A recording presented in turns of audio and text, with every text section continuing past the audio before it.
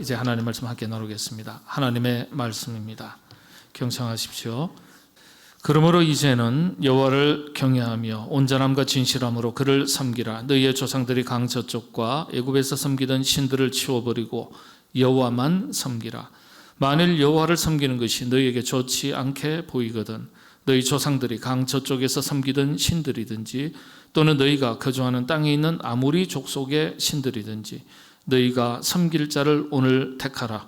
오직 나와 내 집은 여호와를 섬기겠노라 하니. 아멘. 한 식인종이 살다가 영국으로 유학을 가게 됐습니다. 20년 뒤에 공부를 마치고 아주 신사가 되어서 고국으로, 아프리카 고국으로 돌아갔습니다. 같이 공부했던 영국 친구들이 원시 사회로 돌아간 이 친구가 어떻게 지내는지 궁금해서 아프리카를 그 친구의 집을 방문하게 됐습니다. 식인 문화를 타파하고 또 사회를 발전시켜 나가는 훌륭한 지도자가 되었을 것이다 생각하고 방문을 했습니다. 그런데 가서 보니까요, 이 친구가 여전히 인육을 먹는 식인종 생활을 하는 거예요. 그것도 양복을 입고 먹고 있었습니다. 그래서 친구들이 놀라서 물었습니다. 아니, 이렇게 배운 사람이 어떻게 그럴 수 있냐? 달라져야 되지 않냐? 이렇게 물었더니 이 식인종 친구가 하는 말이, 그래서 나는 다른 사람들은 다 손으로 먹지만은 나는 포크로 먹고 있다. 그렇게 말을 했다는 거예요. 여러분, 사람이 잘 안 바뀝니다. 안 바뀌어요. 교회는 그런데 사람을 변화시키는 현장이고 우리의 가정 역시 사람을 사람답게 살아가도록 만들어가는 기본 교육의 현장입니다. 학교 교육, 제도권 교육도 참 중요하지만은 가정 교육이 참으로 중요합니다. 오늘은 가정의 달을 맞이해서 마가복음서 강의를 잠깐 쉬고 가정 이야기를 살펴보도록 하겠습니다. 여호수아 이야기입니다. 여호수아 이야기는 지금으로부터 3700년 전의 역사입니다. 학계에서는 모세가 죽은 때를 BC 1407년으로 추정하고 있습니다. 그러니까 지금으로부터 대략 3500년 전 일입니다. 그 당시에 여호수아가 밟았던 가나안 땅, 젖과 꿀이 흐른다는 가나안 땅에는 방금 말씀드린 대로 인신제사 문화, 식인 문화가 팽배해 있었습니다. 인육을 먹는 식인 문화까지 있었던 것으로 밝혀졌습니다. 물론 구약 성경에도 식인에 대한 내용이 들어가 있습니다. 식인 문화는 전 세계를 막론하고 원시사회에서는 비일비재했던 일입니다. 그래서 가나안 땅도 예외가 아니죠. 이런 땅에서 새로운 역사를 시작했던 여호수아의 집안과 그의 가정에 대해서 간단히 살펴보도록 하겠습니다. 특별히 여호수아 인물 자체에 대해서, 그리고 그 부모의 집안과 그 자신의 가정에 대해서 살피면서 영적인 교훈을 찾아가도록 하겠습니다. 먼저 참고하셔야 될 것이, 여호수아 가정에 대해서 우리가 분명하게 확인할 수 있을 만큼 잘 정리된 직접적인 성경의 언급이 없다는 점이에요. 직접적인 언급이 없어요. 그래서 지금까지 여호수아라는 인물을 다룰 때는 보통 교회 역사 속에서 교회에서는요, 여호수아의 업적에 대해서 잘 다루지만은 가정에 대해서 다루는 경우는 거의 없었습니다. 그렇지만 여호수아의 가정에 대해서 들여다볼 수 있는 창과 같은 흔적과 구절들이 성경에 기록되어 있습니다. 그래서 자세히 들여다보지 않으면 찾을 수가 없어요. 자, 먼저 집안을 한번 살펴보겠습니다. 여호수아는 에브라임 지파의, 그리고 눈의 아들입니다. 에브라임 가문 출신의 눈이라는 사람의 아들이죠. 여러분 잘 아시는 대로 에브라임 지파는 이스라엘 12지파 중에서 하나인 요셉 지파에 해당됩니다. 요셉에게는 두 아들이 있었습니다. 누구죠? 그래서 성경 퀴즈 때 자주 해야 된다니까요. 므낫세와 에브라임입니다. 후에 요셉의 가문의 신앙의 유산 전승은 차남 에브라임에게로부터 이어집니다. 그래서 요셉 지파 그러면 에브라임 지파를 말합니다. 같은 지파라고 볼 수 있죠. 자, 그렇다면 여호수아의 집안인 에브라임 지파는 어떤 지파입니까? 우리가 북한과 남한이 이렇게 대한민국이 남북으로 나뉜 것처럼 이스라엘도 솔로몬 왕 이후에는 남북으로 갈라집니다. 그래서 북쪽 지역에 9개 지파가 자리를 잡습니다. 하나 더 하면 10개 지파죠. 근데 북왕국을 대표하는 지파였습니다. 10개 지파죠. 예, 에브라임 지파를 빼면 9개고요. 포함하면 10개 지파입니다. 그래서 북쪽 나라 지파 그러면 에브라임 지파를 의미했을 정도로 아주 이 에브라임 지파가 부강한 나라로 북쪽에서 아주 성장하고 번성을 했습니다. 그렇지만 BC 721년도로 세계사에서도 기록되어 있습니다. 우리 성경사에서도 BC 721년에 성경에서는 아수르라 그러죠. 북쪽에 아시리아입니다. 아수르. 이 북방 계통의 민족으로부터 침략을 당해서 이스라엘 9개 지파가 역사 속에서 완전하게 사라지게 됩니다.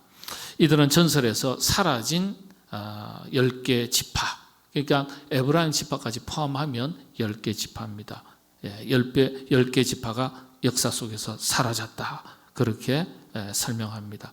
성경은 이렇게 강력한 나라로 번성했던 에브라임 지파가 역사 속으로 사라지게 된 이유를 성경에서는 분명하게 기록하고 있습니다. 시편 78편 그리고 이사야 28장에 기록되어 있습니다. 에브라임 자손은 무기를 갖추며 활을 가졌으나 전쟁의 날에 물러갔도다, 망했다는 뜻이에요. 그들이 하나님의 언약을 지키지 아니하고 그의 율법 준행을 거절하며 여호와께서 행하신 것과 그들에게 보이신 그의 기이한 일을 잊었도다. 이사야서 에브라임의 실체한 자들의 교만한 면류관이 발에 밟힐 것이라. 에브라임 지파의 멸망이요, 불순종, 더 앞서서는 우상숭배, 불순종, 교만이었어요. 이 성경이 한 지파, 한 나라가 망할 때 세 가지 특징을 설명할 때 우상숭배를 이야기합니다. 반드시. 그 다음에 불순종을 얘기합니다. 그 다음에 교만을 얘기합니다. 교만한 자 그 무릎을 꺾으신다 그랬잖아요. 예. 하나님은 예나 지금이나 이렇게 우상숭배, 불순종, 그리고 교만한 자를 대단히 싫어하십니다. 반대로 하나님께서 가장 기뻐하시는 자는 어떤 사람입니까? 겸손한 자를 기뻐하신다. 성경에도 분명하게 반복적으로 그렇게 말씀하고 있습니다. 역사 속에서 우리가 깨우쳐야 될 영적인 지혜죠. 자, 다시 집안 얘기를 한번 살펴보겠습니다. 아버지, 여호수아의 아버지의 이름이 눈입니다. 눈. 히브리어로 눈은 어떤 뜻인지를 아세요? 혹시 맞추시는 분 계실까 모르겠네. 눈이 아니에요. 눈은 생선이라는 뜻입니다. 생선. 그런데 히브리 사람들은 그 이름에 특별한 의미를 부여해서 사람의 자녀의 이름을 짓습니다. 그래서 그 이름을 보면 그 사람의 어떤 캐릭터, 아니면 어떤 성격, 가문의 어떤 배경, 분위기, 그 사람의 어떤 탁월한 점, 이런 것들을 알 수가 있어요. 자, 그렇다면 이 이름이 생선이라고 불릴 정도였다면 여호수아의 아버지는 그야말로 어떤 사람일까요? 생선이에요. 별 볼 일 없는 사람이에요. 혹은 서민이라고 할 수 있겠지만 서민격에도 평범한 사람 축에도 못 깁니다. 설명드리겠습니다. 히브리 사람들은 전통적으로 어떤 문화권 속에서 살았습니까? 유목 문화권에서 살았습니다. 유목민으로서 자녀들의 이름을 지을 때 생선 이름은 절대 넣지 않습니다. 유목민들이 제일 싫어하는 것 중에 하나가 생선입니다. 지금도 마사이 부족은 생선 비린내에 대해서는 기급을 합니다. 유목민들은 그거 싫어합니다. 그래서 히브리 사람, 이스라엘 백성들도 유목민이기 때문에 생선 이름을 사람의 이름으로 짓는 경우는 그 역사 속의 문화 속에서 그 예를 찾아볼 수가 없습니다. 그런데 그런 전통이 있는데 왜 아들을 낳고 눈이라고 지었을까요? 다시 말하면 여호수아의 할아버지가 여호수아의 아버지를 낳고 눈이라고. 넌 생선이야. 이름 지을 때 좀 거창하고 멋있게 지으면 좋잖아요. 근데 생선이라고 기록했습니다. 그래서 그런지 이 별 볼 일 없는 사람이에요. 그죠? 그래서 아버지, 여호수아의 아버지 눈에 대해서는 성경에 단 한 줄의 기록도 없습니다. 다만 여호수아의 할아버지의 이름이 등장합니다. 그 할아버지 이름이 엘리사마라는 사람인데 에브라임 지파의 수장, 우두물입니다. 족장, 최고의 어른입니다. 대단한 분이죠.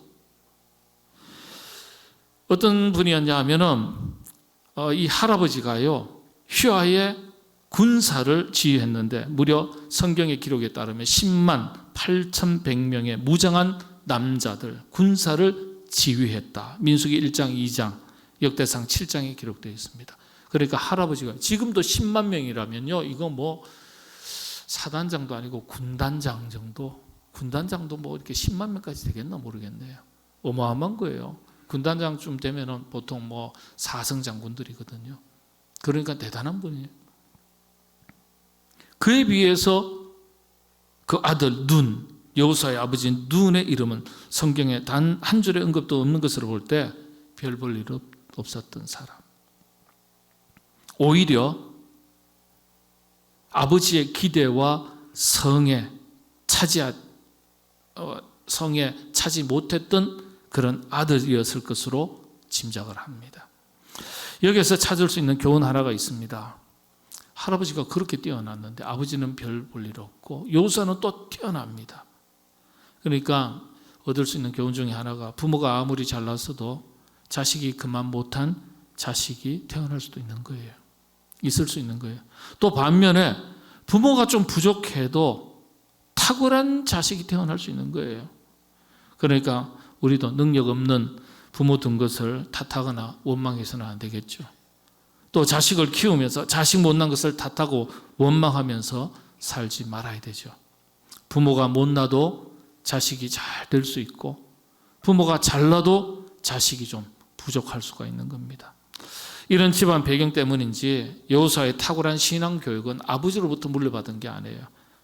할아버지로부터 물려받았고 그 신앙이 할아버지로부터 전성된 것이라고 학자들은 성사학자들은 다 그렇게 평가합니다. 할아버지들의 입장에서 참 교훈이 되죠. 자신의 아들의 신앙이 좀 부족해도 손자들의 손주들의 신앙 교육을 철저하게 해서 훌륭한 믿음의 자녀로 길러낼 수 있음을 우리 할아버지 할머니들이 기억하시게 되기를 바랍니다. 할아버지 할머니의 또 다른 사명이 되겠죠. 자, 부모가 지은 처음 이름 이제 여호수아 이야기 들어가겠습니다. 처음부터 이름이 여호수아가 아니에요. 아버지 눈이 아들 낳고 나서 아들의 이름을 뭐라고 지었죠? 호세아라고 지었어요. 호세아. 예. 이름의 뜻은 구원이라는 뜻입니다. 성경에는 호세아라는 이름이 세 사람이 있는데 이스라엘 왕 호세아가 있고 여러분 위대한 선지자 호세아 있죠? 그 호세아가 있고 그 다음에 우리가 알고 있는 여호수아라고 말하는 호세아가 있는 거예요. 예. 여호수아의 원래 이름이 호세아입니다. 이 여호수아는요 모세의 시종 메사레트라고 히브리어로 말하는데 뭐라 그럴까요? 심부름도 하고 우리 몸종이라고 하기는 좀 곤란하고 비석격에 해당하는 그런 역할을 했습니다. 모세는 그런데 곁에 있는 자신의 비석격인 호세아를 이름을 바꿉니다. 호세아라고 부르지 않고 여호수아라고 이름을 탁 바꿔요. 아버지가 호세아라고 이름을 붙여줬지만 지어줬지만 영적인 지도자 모세가 호세아의 이름을 여호수아라고 바꿉니다. 보면 민수기 13장에 보면 모세가 땅을 정탐하러 보낸 자들의 이름이라 모세가 눈의 아들 호세아를 뭐라고 했다고요? 여호수아라고 불렀다. 의미 있는 일종의 계명이에요. 여러분 호세아는 아까 전에 뜻이 뭐라 그랬어요? 그새 까먹으셨어요? 예?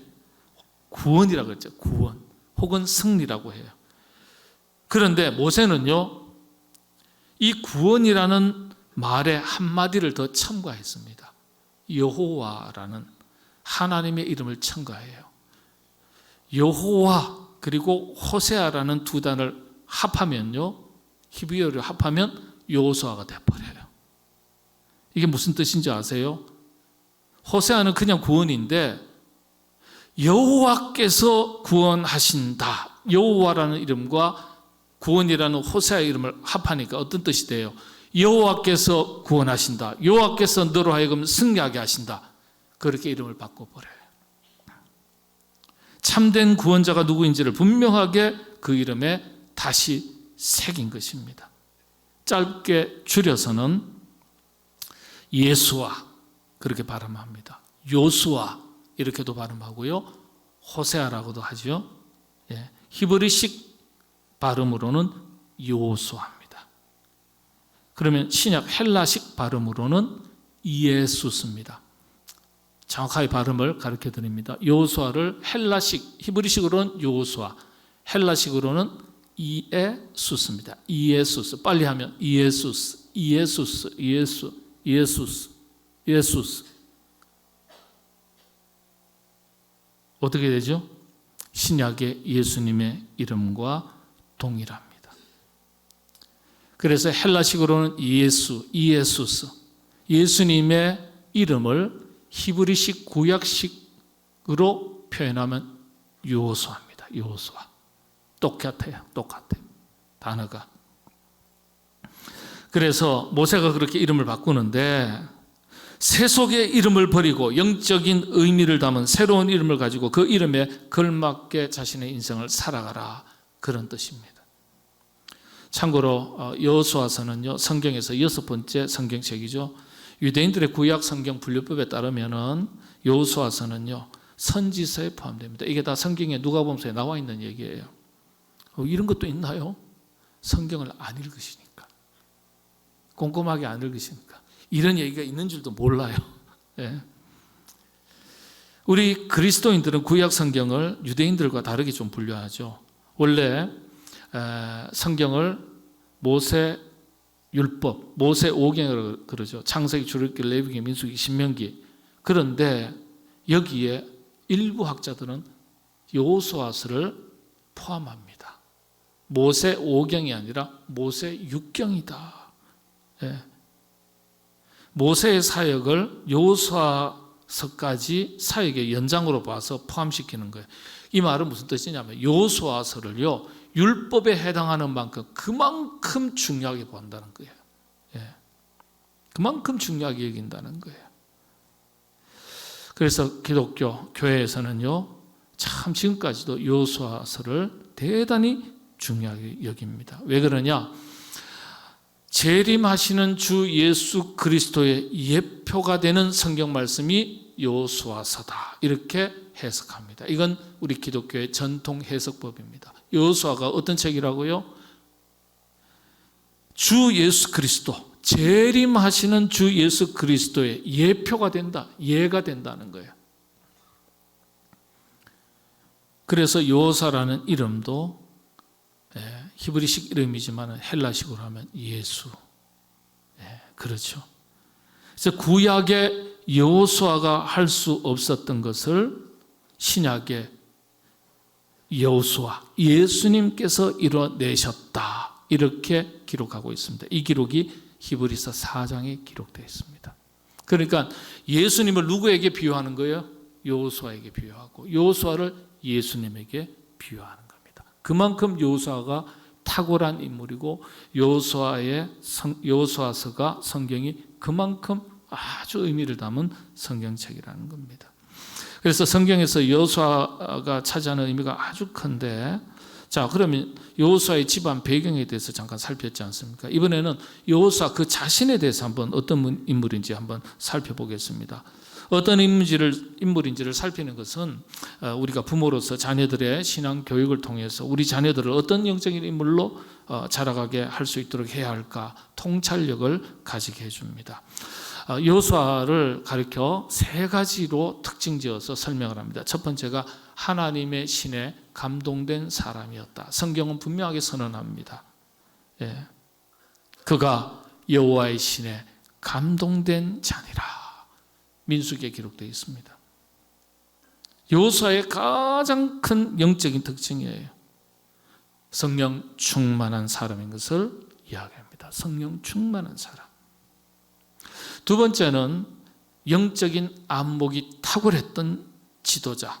지도자로서의 탁월한 점이죠. 영적인 안목, 영적인 분별력, 영적인 지혜가 뛰어났던 사람. 우리가 흔히 가치관, 인생관, 신앙관 이런 말 쓰지 않습니까? 관. 이 관은 하나의 안경을 쓰는 것에 비유합니다. 그래서 파란색 안경을 우리가 쓰면 세상이 다 파랗게 보이는 거예요. 노란색 안경을 끼면 다 세상이 노랗게 보이고 빨간색 안경 끼면 다 세상이 빨갛게 보입니다. 예. 이런 거예요. 그래서 여호수아는 철저하게 영적인 기준을 가지고 신앙관을 가지고 이 세상을 바라보고 살았던 지도자였어요. 탁월한 영적인 안목을 가진 지도자였습니다. 남다른 영적인 눈을 가진 사람이었어요. 그래서 다른 사람들이 보지 못하는 것을 영적인 관점에서 바라보고 하나님의 뜻을 분별할 줄 알았던 사람이었습니다. 이 점에서 가장 탁월한 사람이었죠. 이런 영적인 분별력, 지혜, 어떤 신앙관은 그저 생기지 않습니다. 오랜 시간 동안 영적인 훈련을 통해서 생기는 거예요. 그래서 영적인 지혜, 영적인 이 분별력은요, 말씀과 기도, 곧 경건의 삶을 통해서 길러지는 것입니다. 모세가 이 모세의 비서로서 40년 동안 영적인 훈련을 받습니다. 그 훈련을 통해서 길러진 거예요.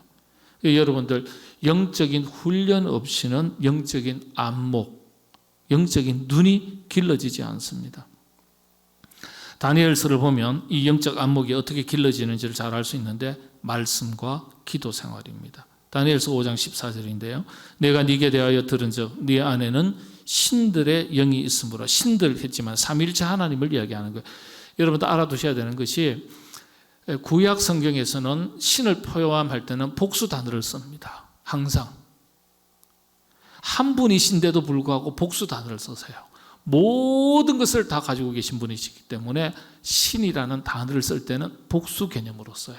그러니까 여기는 신들 했지만은 하나님을 가리키는 단어예요. 영이 있으므로 신들의 영, 성령이죠. 네가 명철과 총명과 비성한 지혜가 있도다. 영적인 안목, 지혜를 말합니다. 분별력을 말합니다. 또 다니엘서 6장에 보면은 다니엘이 이 조세 왕의 도장이 찍힌 것을 알고도 자기 집에 돌아가서는 윗방에 올라가 예루살렘으로 향한 창문을 열고 전에 하던 대로 하루 3번씩 무릎을 꿇고 기도하며 그의 하나님께 감사하였더라. 예. 다니엘이요, 어떻습니까? 시세를 알고 시대의 흐름을 알고 눈이 있었다는 거예요. 그런데 그런 영적인 안목이 어디에서 길러졌느냐? 왕이 지금 여호와 하나님을 섬기는 사람은 전부 다 잡아다가 감옥에 가두라는 칙령을 내렸어요. 그런 칙령이 내려졌음에도 알고 내려졌음을 알면서도 다니엘이 자기 집에 돌아가서 골방에 가서, 윗방 골방이죠, 올라가서 전에 하던 대로 거룩한 습관을 따라서 하루 3번씩 기도했다는 거예요. 예.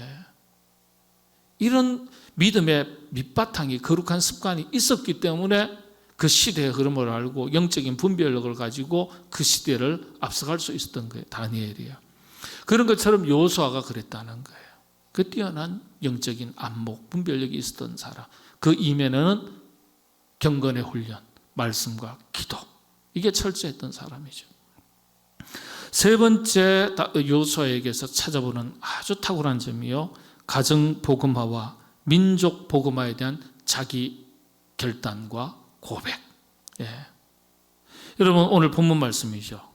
여호수아는 그 가정을 대표해서 신앙의 절개를 선언합니다.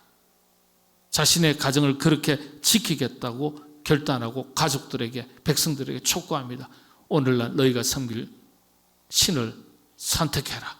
나는, 그리고 우리 집은 오직 여호와 하나님 한 분만을 섬기겠다. 그렇게 결정했다.